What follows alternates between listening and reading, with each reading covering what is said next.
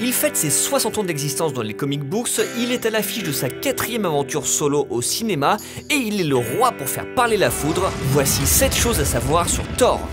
Numéro 1, il a affronté Fidel Castro. Inspiré du dieu nordique du même nom, Thor a été créé en 1962 au cœur de la guerre froide alors que les relations entre Cuba et les États-Unis n'étaient pas au beau fixe. Et c'est peu dire que les récits de l'époque étaient anticommunistes puisque Thor s'est retrouvé confronté à un ersatz de Fidel Castro puis aux armées de Mao Tse-Dong. Un peu comme quand Captain America avait affronté Hitler pendant la Seconde Guerre mondiale.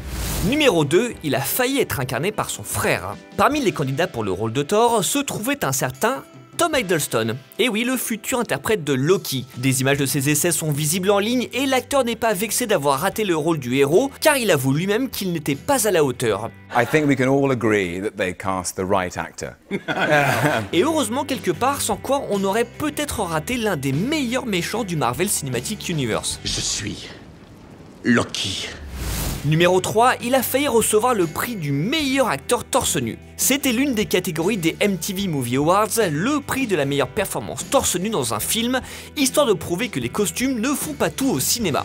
En 2014, Chris Hemsworth aurait donc pu succéder à Taylor Lautner, premier lauréat de cette catégorie, mais il s'est retrouvé face à un concurrent de taille et spécialiste en la matière, Zac Efron. L'acteur a remporté le prix en 2014 pour Célibataire ou presque et en 2015 grâce à Nos pires voisins. Je le prends comme un compliment. C'est un compliment. Si vous vous demandez si Chris Hemsworth a pris sa revanche grâce à Thor Ragnarok, la réponse est non, car le prix a été supprimé en 2016. Mais ça n'a pas empêché le comédien de continuer à tomber la chemise chez Marvel. Numéro 4, il a failli être incarné par son frère, le vrai.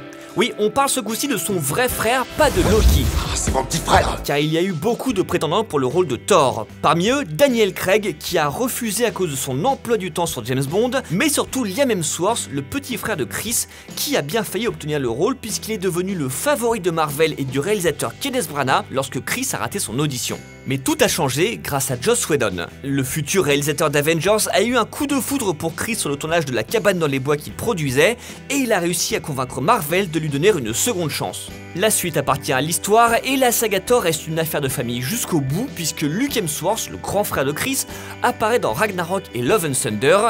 C'est lui qui joue le Thor du pauvre dans les pièces de théâtre qui résument les films précédents.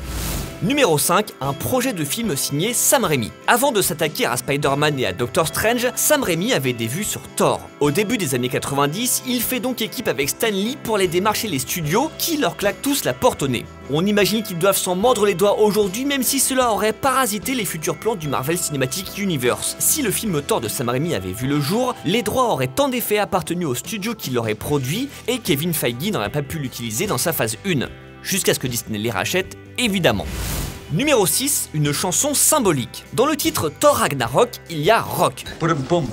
Comme la chanson de Led Zeppelin, Immigrant Song, qu'on entendait dans la bande-annonce, qu'on retrouve dans le film et qui faisait notamment un tube qui rend tout de suite les choses plus cool, mais son utilisation n'est pas seulement une coquetterie de la part de Marvel et Taika Waititi, car la chanson parle de mythologie nordique, du Valhalla ou même du marteau des dieux. Tiens.